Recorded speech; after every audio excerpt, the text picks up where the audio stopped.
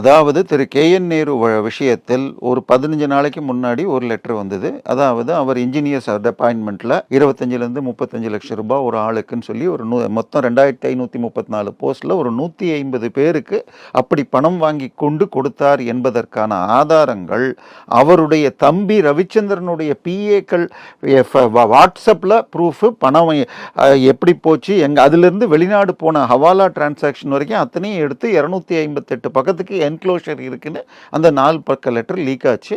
அந்த லெட்டரை லீக் செய்ததும் முதல் குடும்பம் தான் அப்படின்லாமும் ஒரு செய்தி முதல் குடும்ப ஆதரவுடன் உதயநிதி ரசிகர் மன்ற தலைவர் தான் லீக் பண்ணார்னு வந்துச்சு. இப்போ அது முடிஞ்சு 15-20 நாள் கூட ஆகலை. அது டிஜிபிக்கு எழுதப்பட்ட கடிதம்.